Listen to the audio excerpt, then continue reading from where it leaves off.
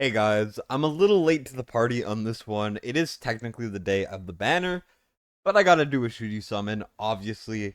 And this weekend is deceptively deceptive. It's just deceptive, because on paper, this looks like one of the better banner weeks we've had, but in reality, it's not. I think this is honestly kind of a skip for a lot of people, and I'll explain why. There's a lot of stuff that I'm predicting to happen and I think is worth saving for. Three things in particular, which you gotta choose between whether or not you want to summon for one of those three. And there's a couple new heroes coming. So if you are planning on spending, this video is sponsored by Smile One. Smile One is the official third-party payment platform for the game. And if you're looking to get a little bit of a discount on all of your spending, this is the place to go. The way it works is you go to the site, you put in your ID right here, which is associated with your account. You pick which one you want to buy, and then you buy it. Now, if you do want to support the channel, my link will be in the description below. I get a little bit of an affiliate commission, you get some discounted W Gold, and we all win. There is also an event happening on these dates on the screen where when you buy stuff through the site, you're going to get a little bit of extra rewards, which is great. And there's always a lifetime discount of 10% or more on all purchases through the Smile One website. Thank you to Smile One for sponsoring this video, and let's get back to the rest of it, including Yuri and Rygar, which you could watch my videos on them if you would like a little bit more of a demonstration and example on what they do. But long story short, I think Yuri is a bit overhyped. She doesn't have a lot of areas in the game where she excels. And then we got Rygar, which I think is really underrated. And people are not giving him a good rap. Also, straight up, I might have summoned right now, and I got. Let's just say that'll be at the end. Anyways, so the first banner is the 2x. I would skip this 10 times out of 10. 2x banners are really only if you're earlier in the game and you just want quantity over quality.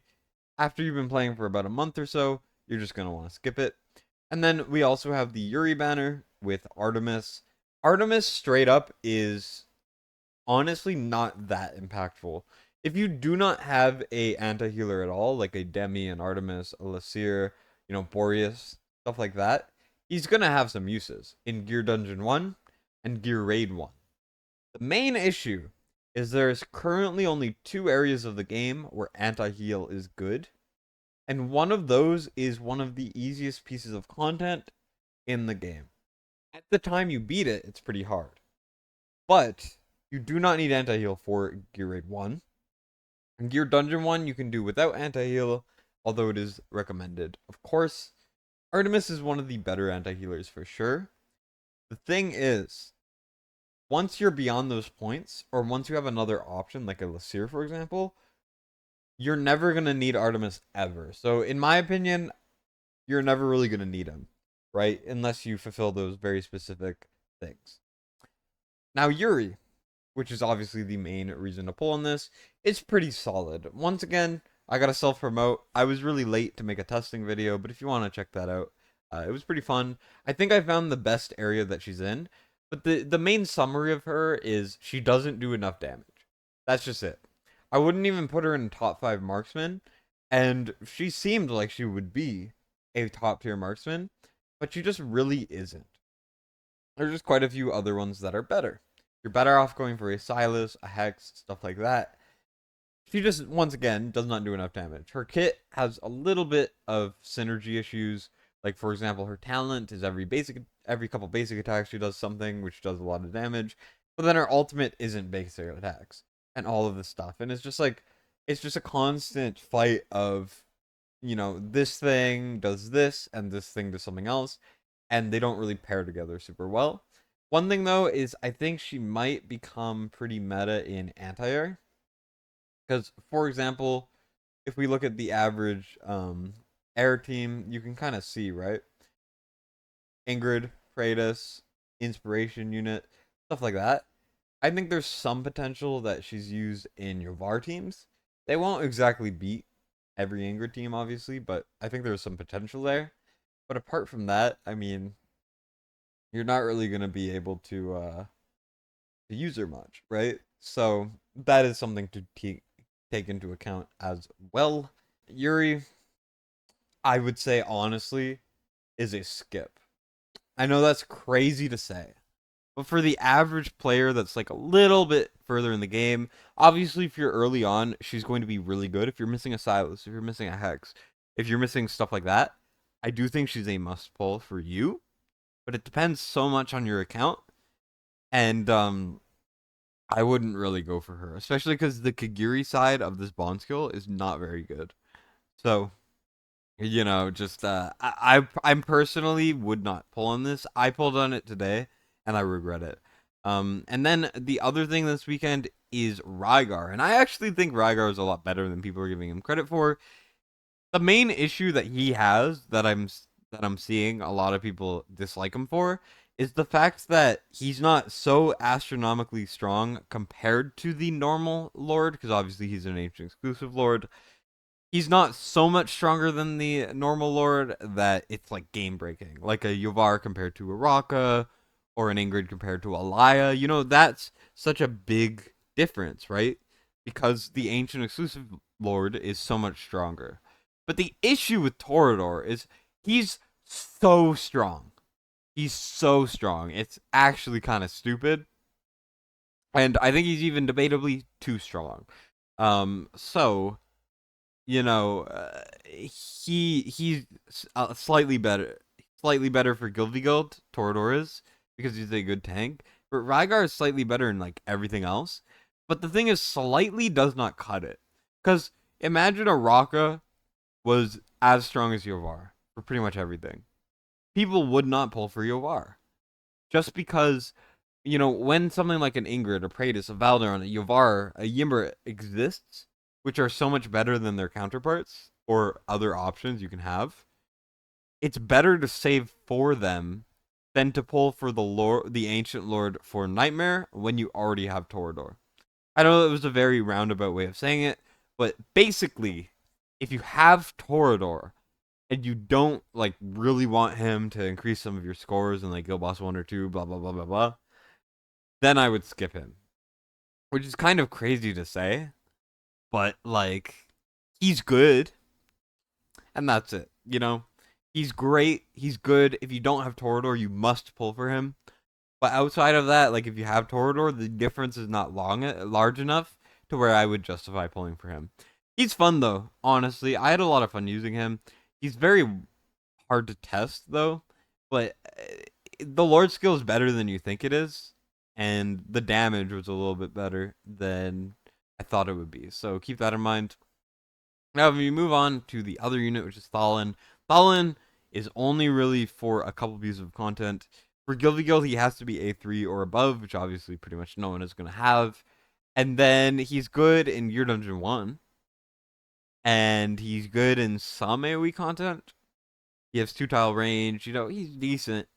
It's just you're not really going to find many areas to use him in. I have never used my Thalin, and I've had him for many months. So that's what we have for this week. Though now we have to kind of talk about what is coming up. And I have a couple things that I expect to be coming up pretty soon. Let me go to test server right now. Beelzebub. Now, this guy is pretty damn good. He's pretty solid, and I can confidently say he's going to be pretty much next week. He's interesting. He's like an inspiration unit. He's a crowd controller a little bit. He does a little damage, and he's getting his artifact pretty soon, and it's going to be forgeable for free. But I'm going to be real too. I think Bubba's also overrated because he's not really like exceptional at anything, and the requirements to even make him a better option than Dolores is he has to be A3. And getting a unit A3 is ridiculous. That's such a big ask from someone that honestly, it's too much to ask of you guys, right? So I'm gonna propose something in a second to go for instead. But something I will say is you can actually get Bubba up to an insane BP if you have like really good gear. Obviously, This gear is better than a lot of gear you're going to be able to find, otherwise. But if I were to put on some attack, Ageless Wrath, I could even put on something like an exclusive gear like this if I would like. And then I could put on like a Wicked Vengeance for the left. This is all pretty good gear, but it is attainable at the end of the day. This makes him get to almost 128,000. Like, this is insanely high. You can get Bubba very high BP. At A0, you can get him over 100k, and his A2 especially brings him to the max. So if you care about Guilty Guild VP, this is like honestly the main reason why I would pull for him. Otherwise, he's like a decent unit, but he has to have Awakenings to even be like compared to Dolores, and Dolores is an epic you can get so easily. The thing is, she has an exclusive artifact or exclusive gear now, which makes her RNG not exist, which makes her so much better. And Bubba just like, I don't know, he's good, he's really good, but he's not gonna like help you anywhere. You know what I mean? Like, he's not gonna help you, and the investment to get him to a point where he'll be better than the best option right now is so much investment that it's not worth it. So you really just have to kind of pick between those two. But the one thing I will also say is I think there will be a good Valentine's banner. We're at the point where we're near Valentine's. Last year we had Lust for the first time and Arrogance on a banner. Maybe they're gonna do like a new batch of heroes to have bonds for, and then limited heroes always have good awakenings. Maybe they'll bring back another pairing of limited heroes, like an Anora and Ymrit, maybe. That would be pretty sick. I don't know. There's a lot of things they could do. So I'm just saying, hey, Yuri is great if you're early game. She's great if you need this type of hero or you just want to pull for her because she's pretty, right? But you don't need her for much if you're a little bit later in the game. So you could save for Bubba. But if you don't really care for Bubba because Bubba's like honestly kind of overrated, and while he's really solid, you need so much investment to get the most out of him, you could always save even further for Valentine's, which will be in about a month or so. And there's nothing wrong with that at all. I doubt they'll do anything similar to Wukong, but it is still something to mention. Personally, I pulled for Yuri because this is a game and it's more about what you want to do. This isn't me in no way saying this is what you have to do no matter what. This is just kind of a week, which is a little bit up to you. I will say this weekend, people are going to say like, Moonton dropped the ball on this one. It's such a bad weekend. It's an easy skip and stuff. And yes, but they didn't drop the ball. They clearly were trying to avoid an Ingrid situation. The amount of hate Ingrid has gotten over the time is much more than the love she has gotten, and people are still mad at it, right? So if they release Rygar and he's an Ingrid level hero, we're never going to hear the end of it. He currently is better than the other option. Just straight up. He's a little better. Sure, he's rarer, but he is still like the way I think of it is you don't want to go out of your way for him, but if you obviously unless you don't have Torador, but if you have Torador, you don't want to go out of your way for him, but if you pull him, you're happy. And I think that's a decent thing to do. Same thing with Yuri. Yuri, personally, you don't need to go for. She's not like Wukong, where you have to pull for her and you have no other option. It's like, if you want her, you can pull for her and you'll be happy. If you don't want her, you don't pull for her, but then you pull her later, you're still happy because she's good. But she's not exceptional. And that's clearly what this weekend is about. So as a banner weekend, I don't really think it's that crazy. But for heroes being added to the pool, I'm not upset with it. That's kind of what I wanted to mention. Sorry this video's taking so long. I'm discombobulated. Let's get into the shitty summons, which it proves that 50 Nexus are also scuffed, and is another reason why to save.